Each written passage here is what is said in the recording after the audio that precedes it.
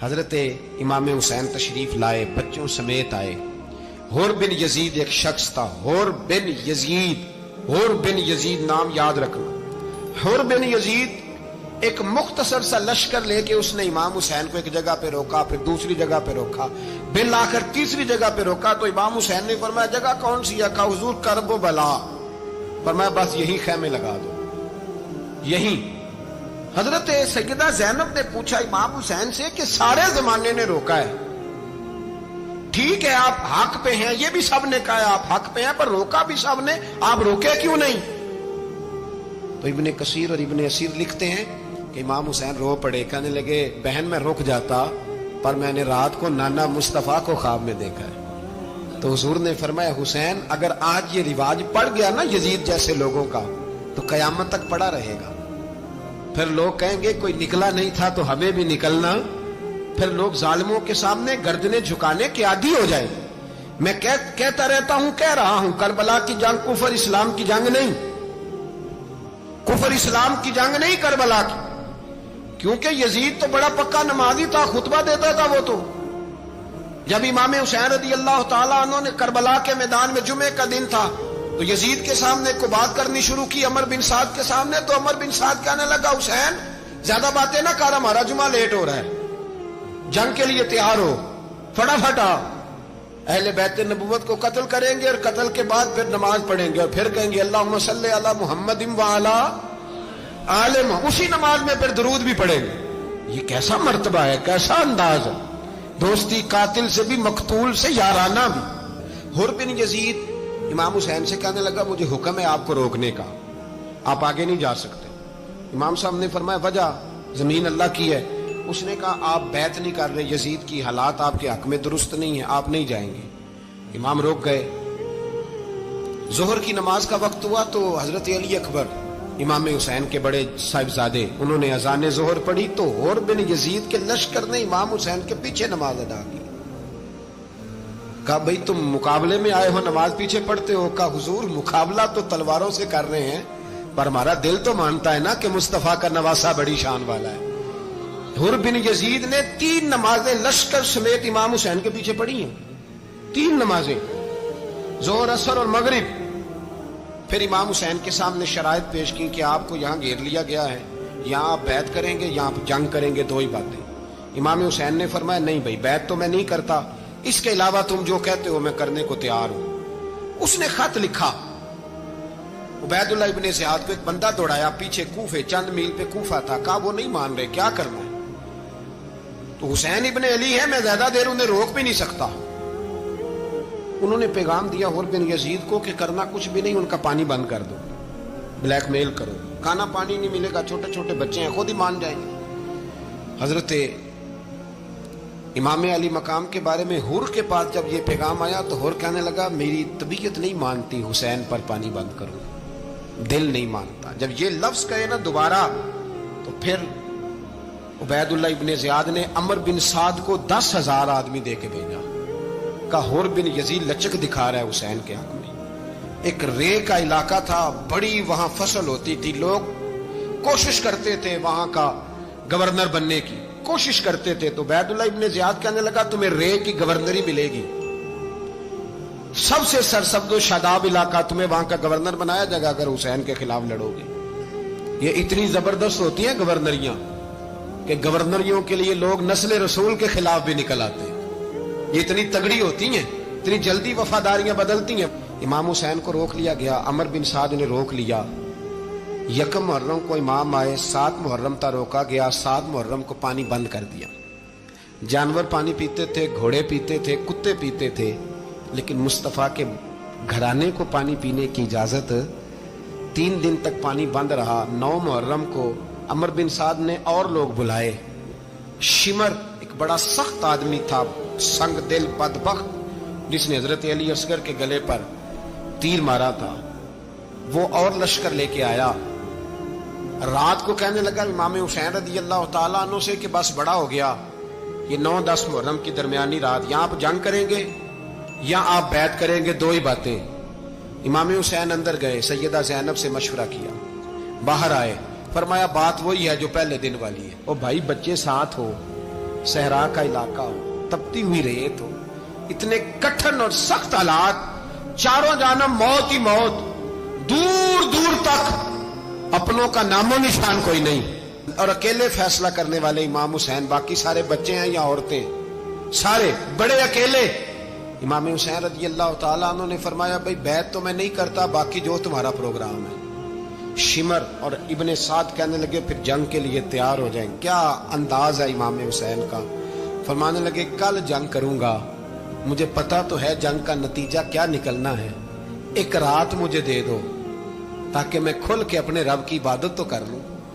हुसैन ने जाना है, मुझे पता है कल रिजल्ट 72 और 22,000 का क्या एक रात मुझे दो, मैं मालिक से राज न्याज तो करूं, मैं गोया उससे पूछूं तो सही कि मालिक मेरे वालिद भी शहीद हैं, भाई भी शहीद हैं, नाना को भी दुखों में देखा है, तो अब मेरी बारी है, तो मालिक मैं हाजिर हूं, मुझे मौका तो दो, इसलिए कि मेरे नाना ने बदर में भी सारी रात इबादत की थी, सुबह मुझे मौका दो। और दुनिया का उसूल है जब कोई मौका मांगता है तो दिया जाता है। ये दोनों कहने लगे कोई मौका नहीं। हुर बिन यजीद पीछे से बोला, कहने लगा नहीं, बदतमीजी ना करो, हुसैन को मौका दो, तुम्हें देना पड़ेगा। मौका दिया। हुर बिन यजीद ने फिर मिन्नत की, कहा हुजूर आप मेहरबानी करें मान जाएं। फरमाया मानने वाला खाता कोई नहीं। फरमाया मानने वाला खाता, बोलिए मानने वाला खाता, ये बड़ा मुश्किल काम है भाई। जमीर का सौदा अब तो आम हो गया, बाजार लगते हैं, रेट लगते हैं, अपनी अपनी चाहतों पे लोगों ने अपने अपने अंदाज सजाए हुए। कोई आदमी बस अच्छे तरीके से नाम ले ले तो बस हम उसके पीछे चल जाते हैं। अब तो आम हो गया ये मामला। इमाम हुसैन ने फरमाया हो ही नहीं सकता, मुमकिन ही नहीं है। सारी रात इबादत में गुजरी, रियाजत में गुजरी। तहज्जुद का वक्त हुआ तो घर वालों को बुलाया, फरमाया देखना तुम्हारी सी की आवाज ना बाहर आए, खबरदार सी की आवाज ना आए। और इमाम ज़ैनुल आबिदीन से फरमाया तू बीमार है, तू जिहाद नहीं करेगा, लेकिन ख्याल रखना पीछे। और बड़ी कीमती बात बता रहा हूं, हमारी बीबियां किसी के घर मैयत हो जाए तो 4 दिन बुखार नहीं उतरता। इमाम अली मकाम ने सैयदा ज़ैनब से फरमाया तू बड़ी है, मेरी बहन है, पीछे सारे बच्चे हैं, जवान हैं, इनके हौसले तेरी जिम्मेदारी है। सुबह जंग का तबल बजने लगा, फजर की नमाज पढ़ी, सूरज चढ़ा, 10 मुहर्रम का दिन, जुमे का वक्त। जनाब सैयदना इमाम हुसैन रज़ी अल्लाह ताला अन्हु ने रेत पर सजदे किए, लंबे सजदे, लंबी नमाज। सूरत शम्स की आयात दूसरी रकत में पढ़ी तो सारा करबला गूंजने लगा। क्या अंदाज़े तकल्लुम था इमाम अली मकाम का। नमाज मुकम्मल हुई तो हुर बिन यजीद, अमर बिन साद और शिमर से कहने लगे वाकई हुसैन से लड़ोगे, पता नहीं कौन है। कुल्ला सालुकुम अलैहि अजरन, तुमने नहीं पढ़ा, इल्लल मवद्दत फिल कुर्बा, तुम्हारी आंखें बंद है। अल हसन वल हुसैन सय्यद शबाब अहले जन्नह, तुम्हें नहीं पता। कहने लगा चुप कर, हुकूमत नजर आ रही है। और बिन यजीद कहने लगे फिर मेरा भी फैसला सुनो, मुझे हुकूमत नहीं चाहिए, मुझे जन्नत चाहिए, हुकूमत नहीं चाहिए। इमाम हुसैन की पहली फतह देखें, और बिन यजीद एड़ी लगा के ना यजीद के लश्कर से निकल के इमाम हुसैन के लश्कर में शामिल हो गया। और पहला शख्स जिसने इमाम हुसैन को रोका, इमाम हुसैन के नाम पर पहला सर भी इसी शख्स ने कटाया है। लेकिन यजीद की कब्र पे लानत भी कोई नहीं बरसाता, उसका महल था बहुत बड़ा। लेकिन जब लोग करबला में इमाम हुसैन को सलाम करने जाते हैं तो कदमों में हुर बिन यजीद का मजार भी बना हुआ, उसको भी सलामी दी जाती है। और अब हम अकेला हुर बिन यजीद नहीं कहते, हम कहते हैं हुर बिन यजीद रदी अल्लाह ताला। अब हम इतनी ताजीम करते हैं उस हुर की। जनाबे इमाम हुसैन को मैदान में खड़ा किया गया, जिहाद का तबल बजा, पहले खुद्दाम आए। और सुन लो, आज वो पता नहीं बाजारी से लोग चढ़ गए स्टेजों पे, बाजारी से, ना चेहरे पे दाढ़ी है, ना सर पे कोई कपड़ा है, बाजारी लोग हैं, भाग रहे हैं, बाजू चढ़ाए हुए हैं, बटन खोले हुए हैं, तमाशा बना दिया। सुनने वालों का भी अल्लाह ही हाफिज है, वो स्टेज पे ये अहले बैत की शान बयान करता है, भाग के उधर जाता है, ये कोई तरीका है। सुनने वालों का भी अजीब अंदाज है, हर बंदे को सुनने बैठ जाते हैं। दीन मुहज्जब है, तहजीब वाला है, दलाइल रखता है, दीन वकार रखता है, ऐसे लोग अब दीन बयान करेंगे। हजरत सैयदना इमाम हुसैन रज़ी अल्लाह ताला अन्हु सुबह जब जिहाद का वक्त आया, पता है कौन कौन थे करबला में? امام حسین کے ساتھ امام حسین کے 4 بھائی تھے کربلا میں. کتنے؟ بول کے بتائیں. حضرت علی کے 4 بیٹے، عباس بن علی جن کو حضرت عباس کہا جاتا ہے نا، علمدار، یہ حضرت علی کی دوسری زوجہ میں سے. عباس بن علی بھی تھے اور ابو بکر بن علی بھی تھے، عمر بن علی بھی تھے، عثمان بن، یہ حضرت علی کے بچوں کے نام ہیں. یہ آپ کے شہزادے امام حسین کے ساتھ شہید ہوئے. ان کا نام صرف اس لیے نہیں لیا جاتا کہ ان کا نام خلفائے ثلاثہ کے نام پہ، حضرت علی نے اپنے یاروں کے نام پہ رکھا ہے تو تم نے کربلا کے میدان سے خارج کر دیا. یہ تینوں شہزادے حضرت جناب سیدنا امام حسین کے ساتھ تھے، یہ بھی شہید ہوئے. حضرت جناب زینب امام حسین کی سگی بہن ہے. ان کے 2 بچے تھے، اون و محمد. جب امام حسین میدان میں جانے لگے تو جناب زینب بچوں سے کہنے لگی، نہ پہلے بھائی نہیں جائے گا، پہلے بھانجے جائیں گے. 2 بچے شہید ہوئے. حضرت قاسم بن حسن امام حسن کے بیٹے تھے. وہ جب میدان میں جانے لگے تو امام حسین نے کہا، نہیں بھائی تو نہیں جائے گا، تو میرے بھائی کی نشانی ہے، میں جاؤں گا. تو حضرت قاسم بن حسن نے ایک تعویذ کھول کے دیا کہ ابا جی میرے والد نے کہا تھا جب بڑی مشکل آ جائے تو تعویذ کھول کے دیکھنا. تو آج بڑی مشکل آئی ہے تو میں نے تعویذ کھولا ہے، تو یہ دیکھیں کیا لکھا ہے. یہ تو رکا ہے، تعویذ ہے ہی نہیں. جب کھول کے دیکھا تو اس پہ لکھا تھا، قاسم اگر حسین پہ کوئی کڑا وقت آ جائے تو بیٹا کے آگے آگے رہنا، اگر کڑا وقت میرے بھائی پہ کبھی آ جائے نا، دیکھنا اس کے آگے آگے چلنا، اسے حسن کی کمی نہ محسوس ہو. پائیاں جہاں ساک نہیں کوئی جے وچ خار نہ ہوئے. سیدنا امام حسین پہلی دفعہ کربلا میں اس وقت روئے جب یہ رکا. آپ نے دیکھا تو فرمایا ٹھیک ہے، اگر حسن کی یہ وصیت ہے تو میں نے زندگی میں اگر ان کی ہر بات مانی ہے اب بھی مانوں گا، تمہیں اجازت ہے. جناب قاسم بن حسن 16 سال کا جوان جب میدان میں نکلے تو ہائے ہائے پتہ نہیں کہاں سے آ گئی ہے. امام قاسم بن حسن جب میدان میں نکلے تو تبری سے لے کر علامہ ابو الاسناد صاحب سب کو پڑھ کے تو دیکھو، 3 دن کی پیاس ہے، شدید آزمائش ہے، دکھ ہے، تکلیفیں ہیں، پھر بھی پہلی دفعہ جب میدان میں گئے ہیں واپس آئے ہیں 19 لوگوں کو قتل کر کے واپس آئے. 19 لوگوں کو ایک بار میں حضرت ایسے ہی تماشا بنا دیا. مظلوم تھے وہ تو رو رہے تھے. ہر مقرر یہ کہہ رہا ہے کہ وہ تو بار بار کہہ ابا پانی مل جائے، پانی آ جائے، ترس گئے. خدا کا خوف کرو، یہ دلیر لوگ تھے. ان کی باتیں آج بھی پڑھ کے دلیری پیدا ہوتی ہے، دلیری پیدا ہوتی ہے، دلیری. سناؤ قصہ خیبر کو تمامی اپنے بچوں کو. علی کی داستان سن کے دلوں سے ڈر نکلتا ہے.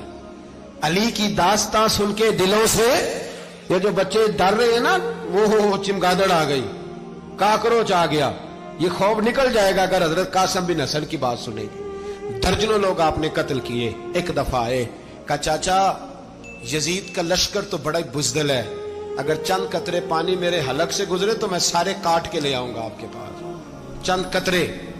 لیکن تھوڑی دیر گزری، عمر بن سعد کہنے لگا اکیلے اکیلے جاؤ گے تو علی کا پوتا ہے، یہ سب کو مار دے گا، اکٹھے جاؤ. چاروں جانب سے تیر برسے.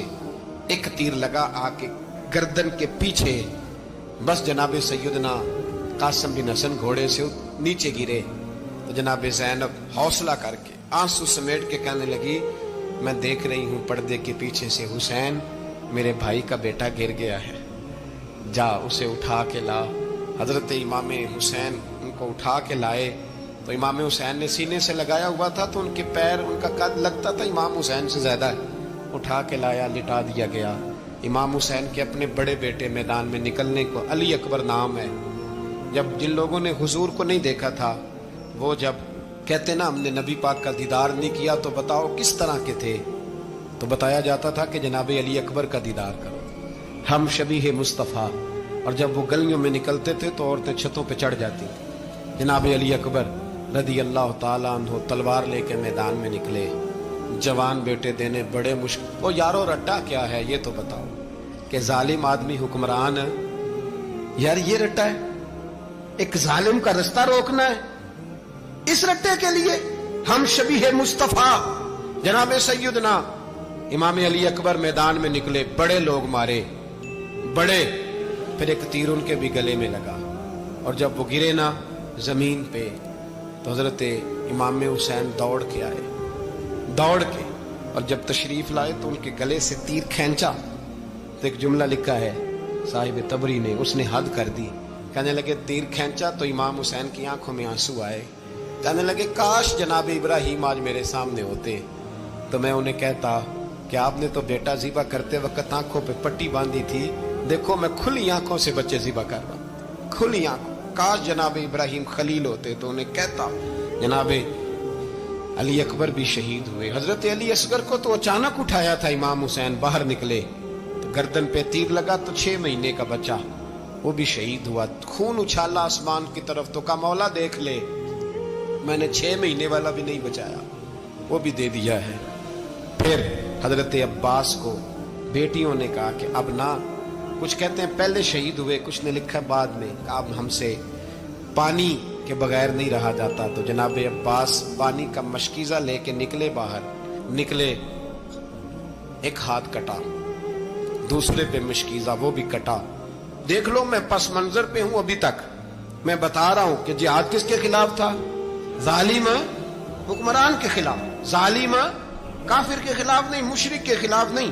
हजरत इमाम हुसैन रज़ी अल्लाह ताला अन्हु ने हर जगह एक ही बात की कि यजीद शराबी है तो बच्चे कटवा दूंगा, शराबी को वोट। ये एक नहीं, हर किताब में यही लिखा, हर किताब में, हर मसलक की किताब। यजीद चूंकि मुजरे देखता है, रंडियों का नाच देखता है, बच्चे कटवा दूंगा, उसके हाथ में हाथ। इमाम हुसैन ने फरमाया चूंकि अल्लाह की हदों को तोड़ता है, हुकूकुल्लाह पामाल करता है, हुदूदुल्लाह, बच्चे कटवा दूंगा लेकिन उसके हाथ में हाथ। सारा दिन खुद मुजरा देखना और 10 मुहर्रम को 2 देगे बका के हुसैनी बन जाना, सारा साल खुद गंद मंद करना, शराबियों के साथ रहना और 10 मुहर्रम को 2 आंसू बहा के याद रखना। मैं हमेशा कहता हूं, फिर कह रहा हूं, जिसके मोबाइल में गंदे गाने हैं, गंद देखता है, शराबी कबाबी का सपोर्टर है, वोटर है, या मुजरे देखता है, आता जाता है, वो याद रखे कयामत में इमाम हुसैन का हाथ होगा, उसका गिरेबान होगा। हमसे न रकम होंगे कसीदे यजीद के, हम लोग तो हुसैन के सीरत निगार। हजरत अब्बास बाजू कटा, फिर पानी तो भर लिया था, ला ना सके, फिर गर्दन कटी तो शहीद हुए। बच्चों की भी शहादत हुई, पर जब उनका लाशा उठाया तो इमाम हुसैन कहने लगे मौला अब ना हुसैन की कमर कमजोर हो गई है, अब कमजोर हो। और भाई एक मैयत हो जाए तो 4-5 दिन तो पूरी आंखें नहीं खुलती, कैसा जर्री खानदान है। थोड़ी देर गुजरी तो इमाम अली मकाम ने पटका बांधा, सर पे दस्तार बांधी, मौला अली की तलवार पकड़ी, नबी पाक का इमामा बांधा और घोड़े पे सवार हुए तो कहने लगे ज़ैनब घर तेरे हवाले और मैं अल्लाह के हवाले, घर तेरे हवाले और मैं। और फिर इमाम हुसैन निकले, इमाम अली मकाम निकले। रावी कहते हैं कि ये जलवा पहले भी बड़े सोने थे, पर आज जो रंग देखा वो कभी नहीं देखा। क्या अंदाज था, जिधर जाते नारा लगाते तो हद हो जाते। इतने लोग इमाम हुसैन ने काटे, इतने काटे, फिर वापस पलट के आए और कहने लगे ज़ैनब जरा पर्दे के पीछे से देख तो सही मेरी बहन, इन बुज़दिलों को जुर्रत ही नहीं हो रही हुसैन के मुकाबले में आने। एक दूसरे को धक्का देते, तू जा तू जा, फिर इकट्ठे वार हुए। ये कौन है कटा हुआ, लिबास है फटा हुआ, ये बिल यकीन हुसैन है, नबी का नूर ऐन है। फिर चारों जानिब से तीर बरसे तो इमाम अली मकाम चूंकि नमाज का वक्त हो गया था, उतरे घोड़े से, खून बह रहा था, गर्म तरीन रेत से तयम्मुम किया, सर सजदे में रखा और जब शिमर आपकी गर्दन काटने लगा तो कहने लगे ठहर जा जरा, रब से एक बात कर लेने दे। और फिर बोले इमाम हुसैन, कहने लगे मालिक तू अब बता के हुसैन से राजी है कि नाराज है, तू बता। तो फिर एक आवाज आई, या अय्यतुहन नफ्स मुतमइन्ना इरजिई इला रब्बिकी रादियतम मर्दिया।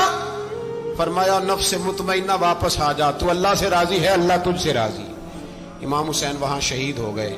अब ये काफिला इमाम हुसैन का सर काट, जरा देखना गौर करना, सर काट के नेज़े पे रखा है, जिस्म करबला में पड़ा है। औरतों को घोड़ों पे बिठा के ले जाया गया यजीद के दरबार में। यजीद पहले उबैदुल्लाह इब्ने ज़ियाद ने बदतमीजी की, फिर यजीद ने की। सऊदी अरब का एक मौलवी बोल रहा था, सऊदी अरब का, उनसे भी बड़ा इश्क है, जिसने तकरीर सुननी हो मेरे पास है। हमें लोग मशवरे देते हैं कि जो यजीद को अच्छा कहे और हुसैन को बागी कहे उसको हम इमाम मान लें। اس بے شرم بے حیا کو جو نبی پاک کے گھرانے کے بارے میں بکے، اسے امام سعودی عرب میں مسجد نبی میں درس دینے والا جس نے تقریر سننی ہو میرے پاس ہے، وہ کہتا ہے یزید تو بڑا اچھا آدمی تھا، اس نے تو بڑی خدمت کی، تو میں نے اسے کہا رشتہ داری کر لیا یزید کے ساتھ، قریب ہو جا۔ شرم نہیں آتی؟ آج بھی نبی پاک کا دل دکھاتے ہو، حیا نہیں آتی، خیال نہیں آتا؟ اور لوگ گھر میں بیٹھ کے باتیں کرتے ہیں، کہتے ہیں جی جو بیت اللہ میں ہو وہ بھی برا ہو سکتا ہے۔ بیت اللہ میں تو 360 بت بھی تھے، وہ اچھے تھے۔ مدینے میں تو 360 منافق بھی رہے، پوری سورہ منافقون نازل ہوئی، وہ اچھے تھے۔ عجیب تماشا بنا دیا لوگوں نے مذہب کا۔ کہتا ہے یزید نے تو بڑی خدمت، تو عبید اللہ ابن زیاد نے قتل کیا۔ بے شرمو، اگر عبید اللہ ابن زیاد نے بھی قتل کیا تھا تو حکومت کس کی تھی؟ تو پھر یزید نے عبید اللہ ابن زیاد کو سزا کیوں نہیں دی؟ بلکہ ایک جگہ 2 گورنریاں دی اس کو، یہ حال کیا۔ بلکہ سنو کہ یزید چھڑیاں مار رہا تھا، چھڑیاں۔ امام حسین کے لبوں پہ تو نعمان بن بشیر صحابی تھے، بول پڑے، کہنے لگے او یزید بدبخت، ہاتھ پیچھے اٹھا، مجھے اللہ کی عزت کی قسم میں نے سینکڑوں بار نبی پاک کو ان ہونٹوں کو چومتے دیکھا ہے۔ حضرت جناب زینب عورتوں کے مجمع میں پیچھے ہو کے بیٹھی ہیں، یزید کے پاس جب پہنچا لشکر تو یزید کہنے لگا دیکھو اللہ نے مجھے عزت دی اور میرے مخالفوں کا کیا حال ہوا۔ تو بی بی زینب بول پڑی، اتنے صدمے سہے پر آواز توانا ہے، جاندار ہے، جاندار۔ ہمارا کسی بندے سے جائیداد کا رٹا نہیں، ہم تو چاہتے ہیں امت اکٹھی ہو جائے، لیکن جو بندہ نبی پاک کی ماں کو دوزخی کہے، حضور کے باپ کو جہنمی کہے، یزید کو امیر المومنین کہے، اس کے ساتھ اتفاق رائے کر لیا جائے، یہ مذہب ہماری سمجھ میں نہیں آتا، بالکل نہیں آتا، قطعاً نہیں ہماری سمجھ میں آتا۔ کیسے اتحاد کر لیا جائے؟ یہاں تو میرے بھائی جو ہمارے ابا کا مخالف ہو اس سے اتحاد نہیں ہوتا، اور جو نبی پاک کے والد کو دوزخی کہے اس سے اتحاد ہو جائے۔